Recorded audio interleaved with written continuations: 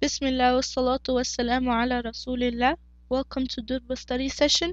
Inshallah, I will be covering chapter 4 in this study session.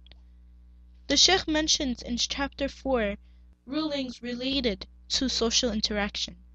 The Shaykh mentions when it comes to socializing, there are some etiquettes that Muslim women should follow. Some important qualities that Muslim women should have are: 1. We should make sure that we are among the truthful ones. We should make sure that our iman, our taqwa, our Islam are all truthful. The Shaykh mentions that truthfulness is the best quality that we can ever have.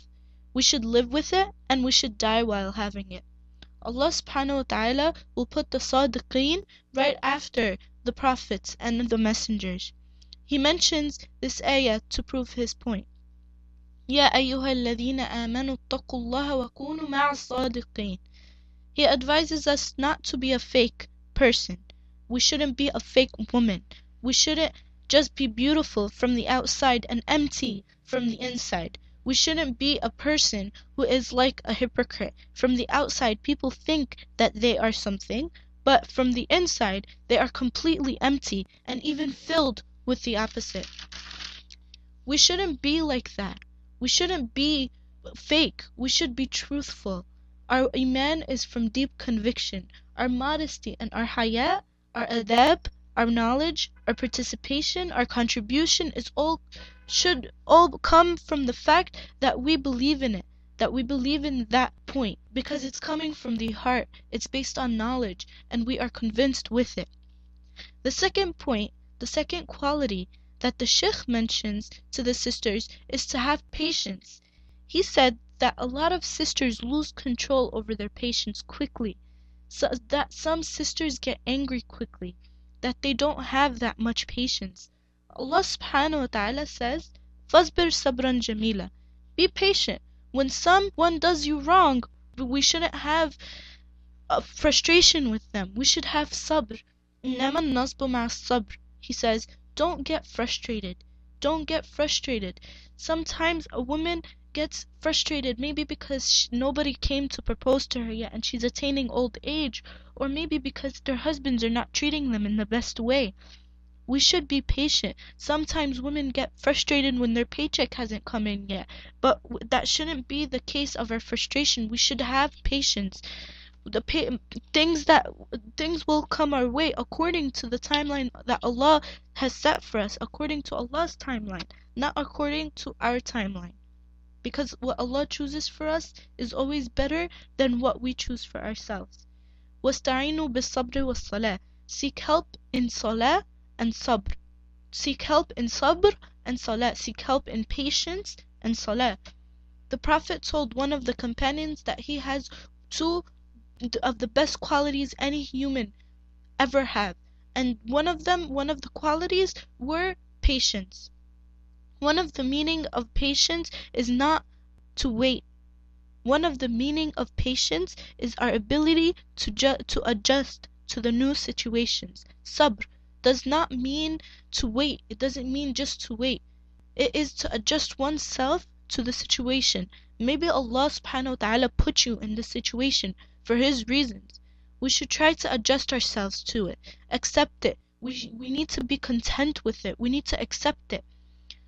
The third thing that the Shaykh mentions is a Muslim woman should have respect. Respect, he says, so many times sisters complain that their sisters didn't respect them, or their sisters don't respect them.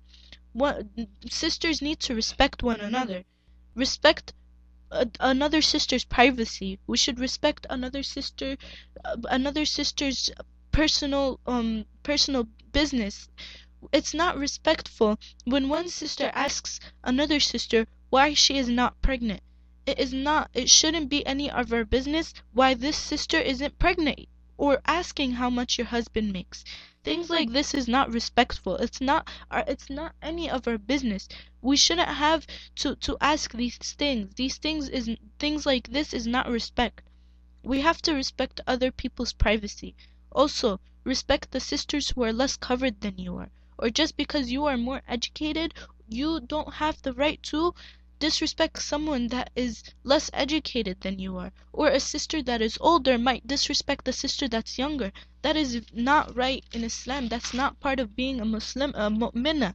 The- It's not part of Iman. It's not part of being a mu'min. We should respect the opinion of other sisters. We should respect the opinion. We should accept their advice, and we should respect their feelings. Another quality of a mu'minah that the Shaykh mentions should be afaf. Afaf, which means chastity and modesty. It means our tongue should be pure. Our false language, we shouldn't use it. We shouldn't use indecent words. Afaf means to protect our tongue. Our tongue is pure. It means our eyes are pure. We protect our tongue, our body from adultery, from zina, from anything improper like that, because this is part of being a mu'min. This is part of having iman. A mu'min is also a generous woman. A mu'minah is also a generous woman. She should be generous. Generosity starts with the spirit. We should be generous with our money. We should be generous with our nice words and our smiles. Just little things can make a big difference and make a person be wonderful. Make a person be very wonderful. Another thing is humility. A mu'min should never be arrogant. A mu'min is always humble and treat people with humility. They treat people with generosity. They treat people with kindness. We should smile to others. We should be cheerful. There was a statistic that was asked to new Muslim converts, and this statistic would they all had the number one complaint. When they entered the masjid or when they entered a new event, they were stared at. There was no humility, there was no cheerfulness, no smiling. The sisters weren't welcoming to them. This was their number one complaint. He said if we just add a little bit to our smile, we have normal smiles, everyone has their normal smile, but if you add a little bit to your smile, like add the eye muscles to your smile, this will make a big difference to the person you're smiling at. This might even make their day. He quotes to the people who lost their smiles that you didn't lose it.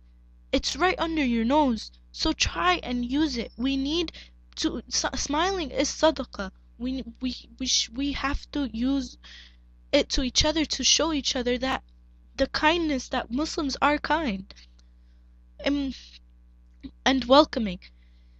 A Muslim should be welcoming.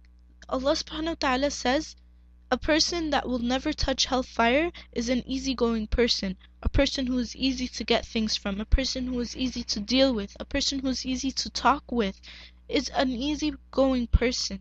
This person will never touch hellfire. Allahu A'lam. He goes on and talks about a woman who deals with non-relative males, non-mahram. The first thing that a lot of people skip, or the first thing that we should think of, is إنما المؤمنون إخوة. What still defines us is we are all brothers and sisters in Islam, and we look at each other. We should look at each other. We should care about each other. We should care about one another. To call them your brother or your sister, even if she is not my sister from lineage or from the same family or from the same lineage, she is still your sister in Islam. He is my older brother.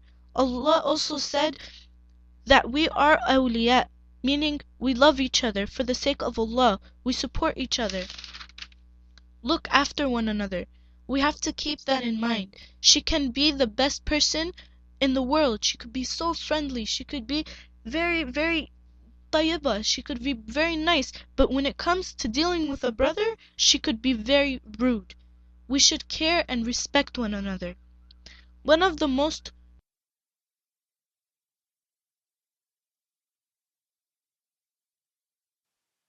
important rules that the Rasul sallallahu alaihi wasallam said is no man will or should be with a woman alone in any case.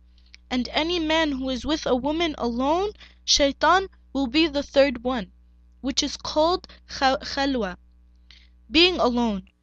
The ulama called khalwa the ulama said that two men with one woman, that's okay, that's not haram. But two women with one man, that's also okay, it's not haram.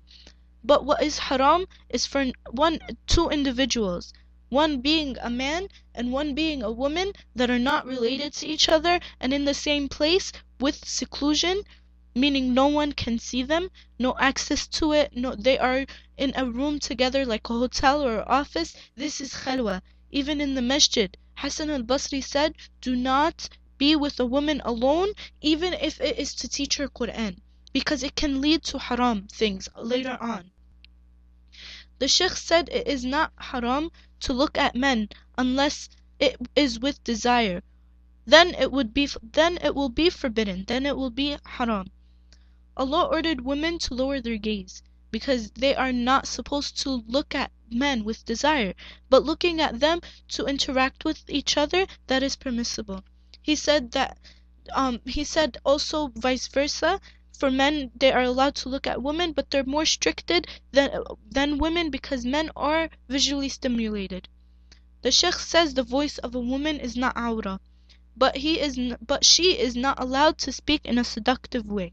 There is no proof that states a woman's voice is awra. He said, the Shaykh said there's no proof. How can there be proof when Allah subhanahu wa ta'ala says, if you ask them something, ask them behind a curtain. That means there is no communication. There is communication going on there. That there's proof going against a woman's voice being awra.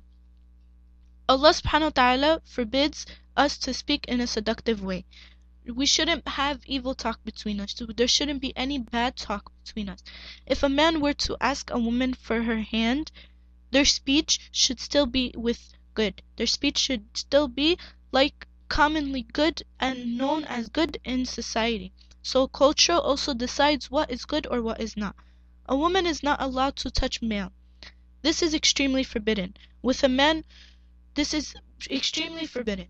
With a man who is not related to her or to you, and you're doing it with lust, like hugging or kissing, he said this is extremely forbidden, especially if it has sexual meaning behind it. The Prophet did not shake women's hands, because he said that the hand can commit zina if it is done with lust, and he said that a woman can interact with a man if there is need for it. Aisha went to visit Bilal because he was sick. So many evidences show that there was interaction between men and women during the Prophet's days.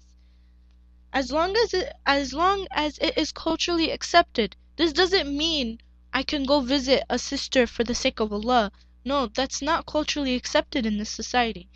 The concept of dealing in general, you are allowed to deal with each other, even advising one another. A woman came to the Prophet and grabbed his thawb and pulled the Prophet away from the man, and he would stay with her as long as she wanted to. A woman came to the Prophet and said, I want to talk to you. He told her, choose any place in Medina and I will meet you there, in the place that you wish. And this was narrated in Sahih Muslim. Interacting and communicating with males, that is not relative.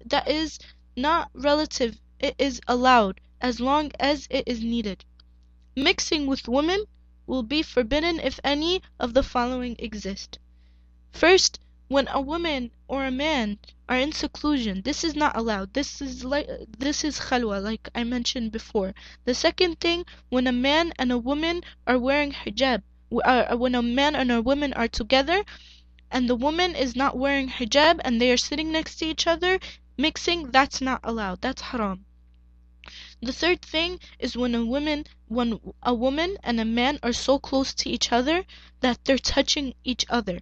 For example, he gave the example that if the way we were sitting in AlMaghrib, if there was one man, one woman, one woman, and we were all mixed together, then that would be haram because we're touching each other and that would be very big fitna.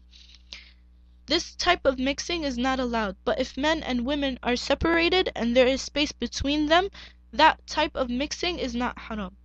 Another thing is when mixing is for a short period of time and cannot be avoided, and or there is a great fitna to be unlikely, it is permissible.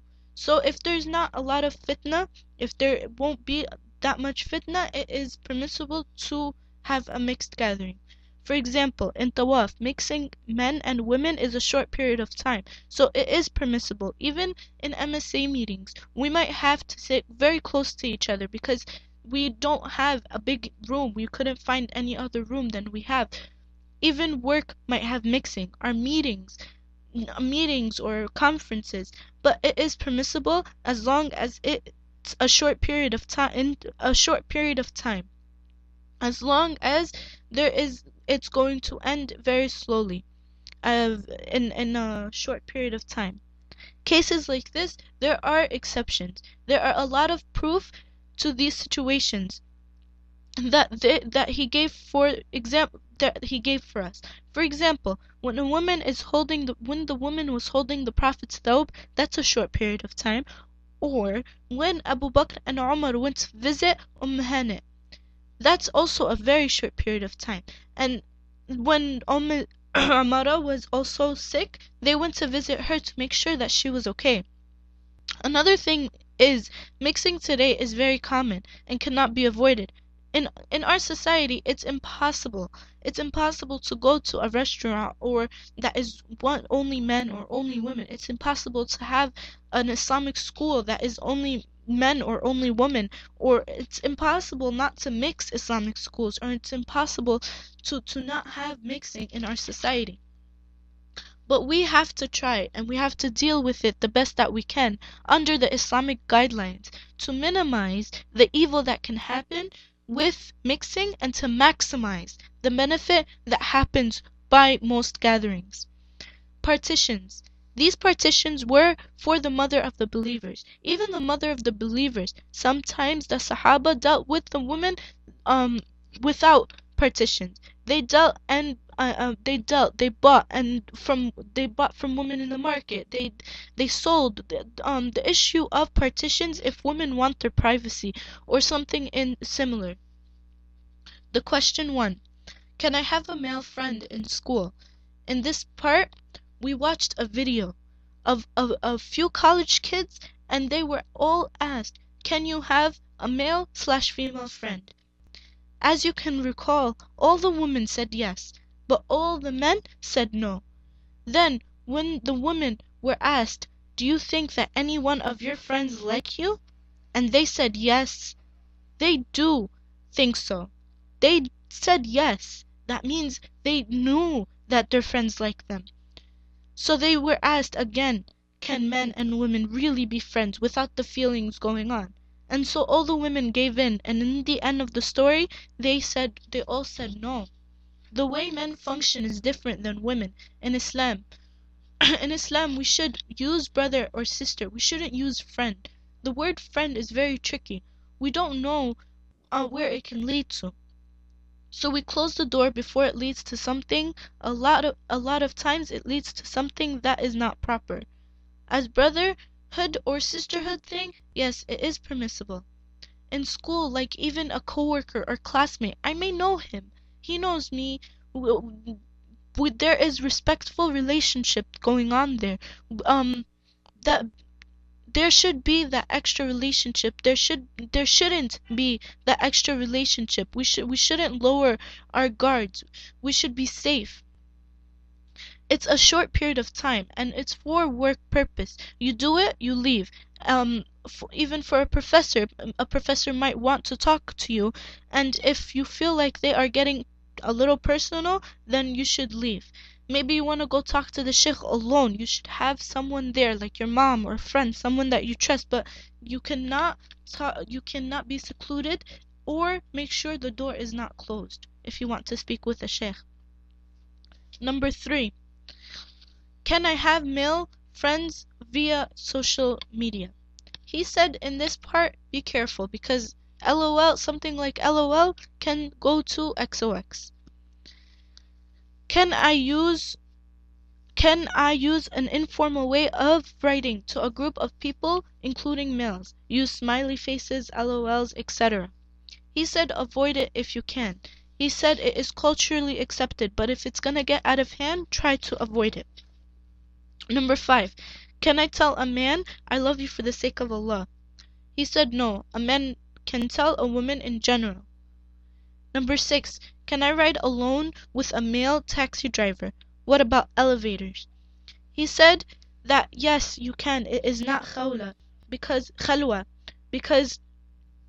it is not, it's a short period of time and it can open in any time. The elevators, talking about the elevators, it can open in any time. It's a short period of time. For taxi ride,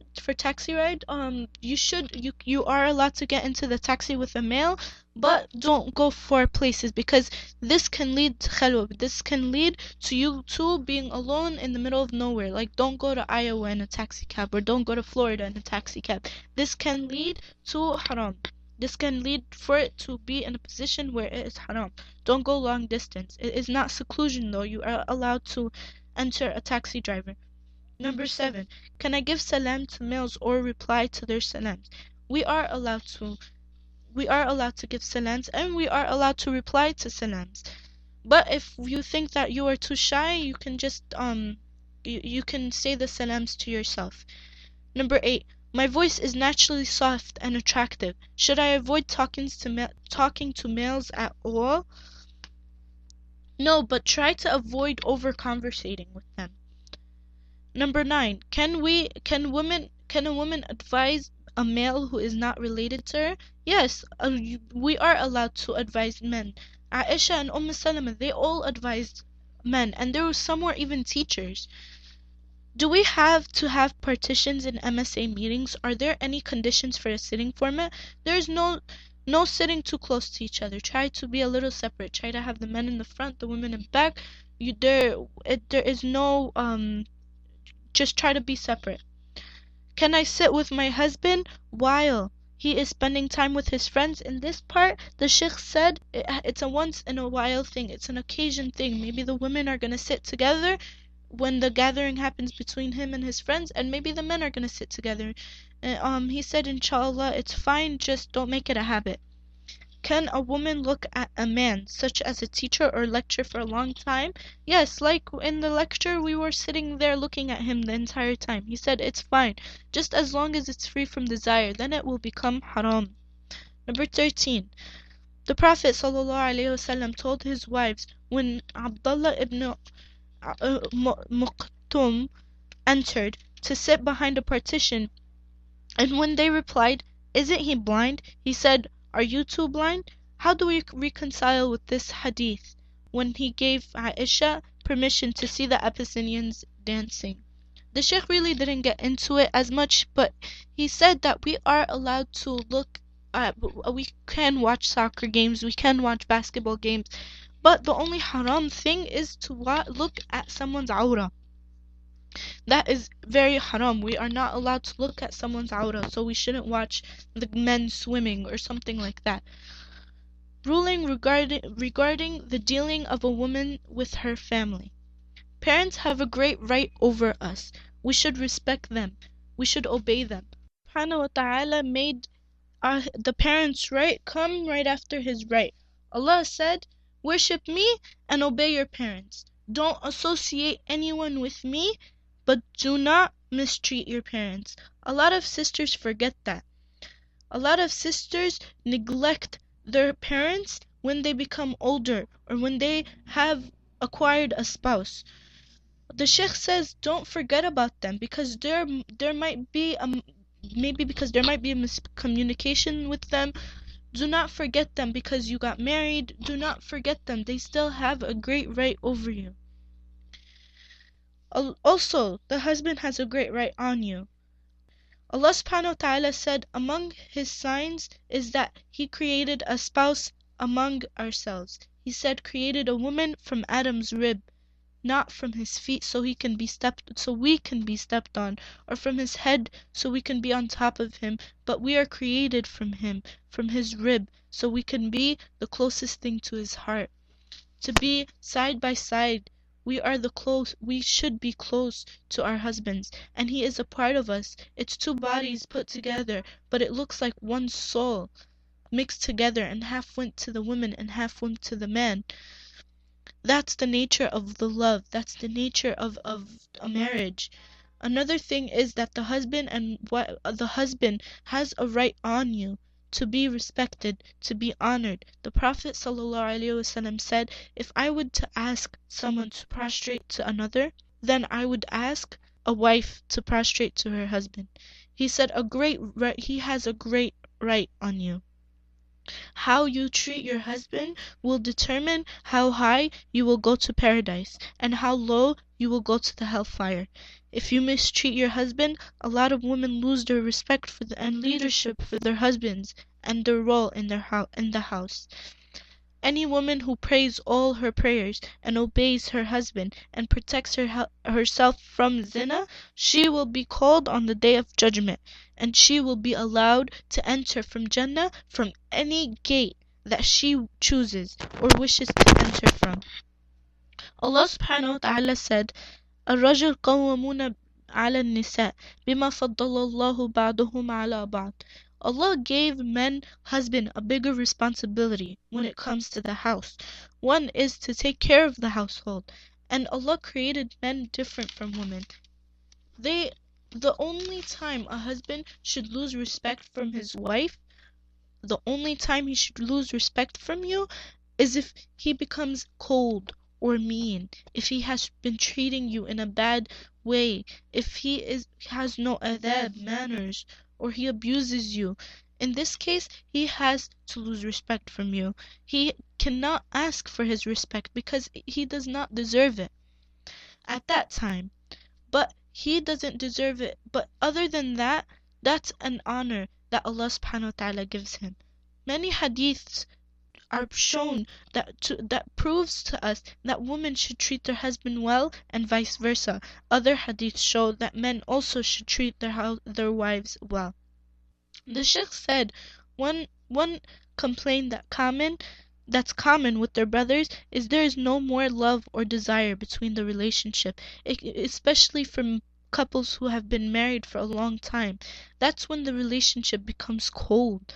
We should look for someone that we cannot live without.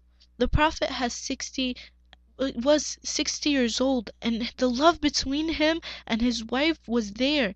There was so much love, so much romance, so much excitement between them. The woman that will inherit Jannah is a woman that when she speaks, she pleases her husband. When he looks at her, she will please him. She should take good care of herself, her appearance. She should take good care of her body. She should watch her tongue, only speak sweet words and nice words, shows respect, shows love. Do not be mean to the husband because this could cause problems in the marriage. Children also have rights over you. Your children, you will be responsible for them in the day of judgment.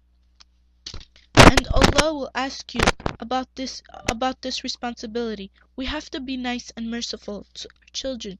We shouldn't have them grow up in fear. We shouldn't have them grow up filled with fear and abuse. We should have them be in a home with mercy and love.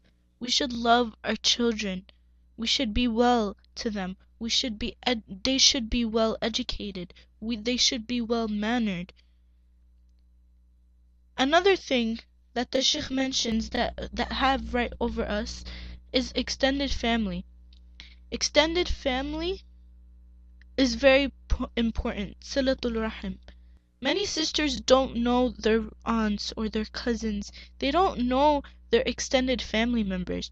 We should keep our relationship with our relatives. That is very important. That is very important because they still have the rights over us as Muslims. Another set of questions that the Shaykh went through is, do I need to take permission from my father or husband every time I leave the house? Cultural exceptions, sometimes you don't have to, like to do everyday activity. For example, going to the store, getting your groceries, going to school, going to college, going to work, stuff like this, you do not need to take permission from them because it's normal activities. They should know that you're going to school. They should know that you're doing your daily activities, so you don't need to ask them every time. But if it's out of the norm, if it's out of the normal, like you're not doing it every day, yes, you need to ask them for permission. You shouldn't leave a sticky note saying that you're going somewhere far. You should let them know in advance that you are going somewhere. Number 2, does my husband have rights to prevent me from visiting my family or prevent them from visiting the home? No, he does not have the right to prevent you from visiting the family. He can't. There should be respect between your marriage. Marriage is love and respect. He should respect your family and you should respect his. The Sheikh said though, he can have the power to prevent your family from coming, but he shouldn't. Like, it's like he said, love and respect, but but try to work things out with him. Number 3, what are the rights of my in-laws upon me? One of the rights is to respect them and to be hospitable, like to be nice, to treat them in a good way. Number 4, if I am not in the mood for intimacy and my husband wants me to be intimate, is it sinful to refuse? The Sheikh said no, you can refuse. He said sometimes you're not in a good mood, sometimes you're feeling depressed, so no means no sometimes. But sometimes intimacy can make things better. You can say no, but don't make it a habit. Don't always don't always keep saying no. Number 5, who has more right over me, my parents or my husband? Husband, of course, because you're living with your husband. This is a household issue. You're living with him. Maybe the Sheikh said in certain situations the father or the parents have control over the situation. The parents have more right over you, but that's in their household. That's if something happens in their household that deals with you. But in your household, the Sheikh said, depending on the situation, your husband always has right over you. He said that if your husband wants to take you on a trip and your father refuses, your husband has more right than your father. Do my parents have the right to invade my privacy?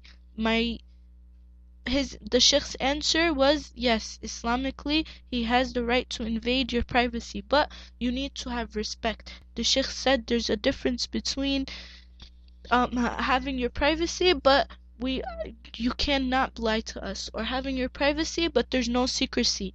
You can have your privacy but you have to tell me what you're up to. Or the parents need to keep an eye on their children regardless what the situation is. They have to keep their eye on the children. They can't just trust a person blindly.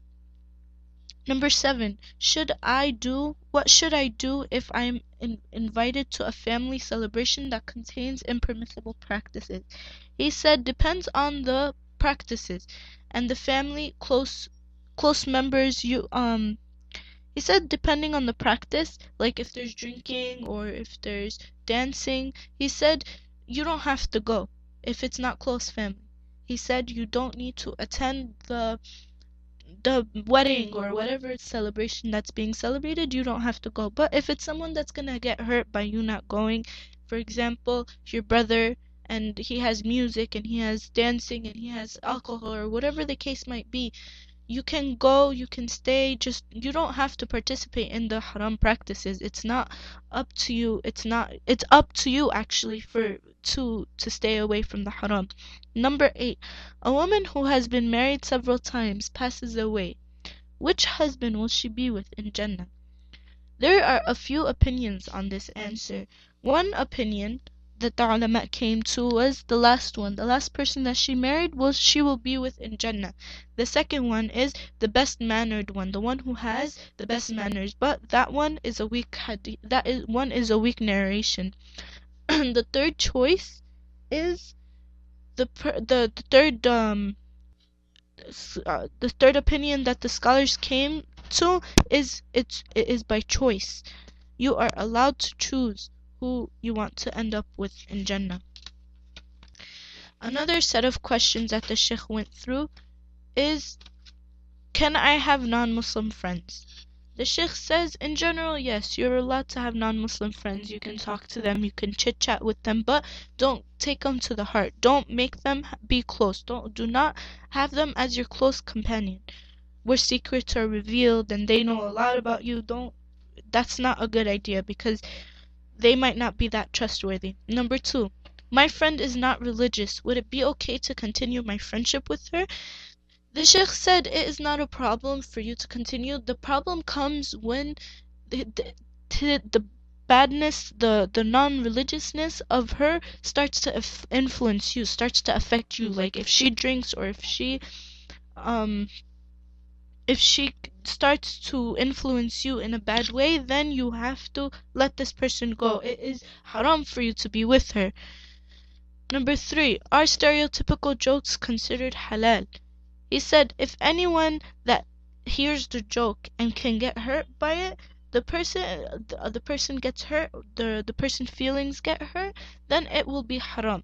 But it's not haram to say stereotypical jokes. The thing is that the Sheikh said the problem is not saying the joke. The problem is it lying? Is it considered lying? Stereotypical scenarios, he said, are usually true, so there's no problem with it. Number 4, what is the ruling regarding women's only practices, parties that contain dances and music? He said he doesn't believe in music, so he doesn't think it's permissible, but he said if you would to have parties, Eids, weddings, and great victories. He said great victories such as winning an Islamic victory, not a victory like a soccer victory or something like that. He said an Islamic victory it's okay to have like a celebration for it. Sometimes when I sit with my friends, they backbite. What should I do in such case? What should I do if I backbite someone? He said you should stop it.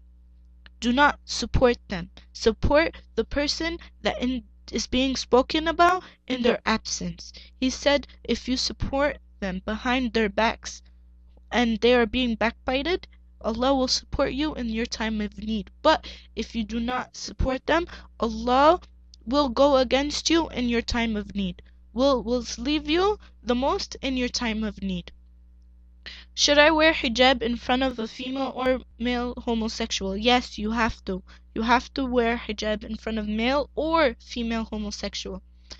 What do I do if I feel like another female is looking at me in an unusual way?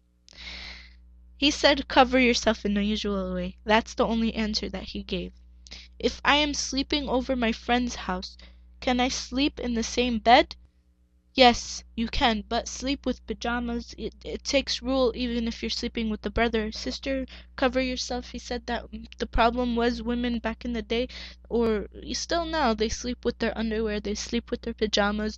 So he said try to cover yourself, try not to, if you will sleep next to each other, try to wear something. Or use separate bed covers because if it's possible. Number 9. Sometimes girls use improper words when referring to each other, such as lover or bed buddy, freaky tiki girl. What is the ruling regarding that? Every time you say everything you say and every time you say something, it will be written down. Our words will impact us on the day of judgment, and even it will impact the way we feel or think. So be careful what we say, even if it's not meant for anything. This ends session number 4, chapter number 4. وأقول قولي هذا واستغفر لي ولكم. السلام عليكم.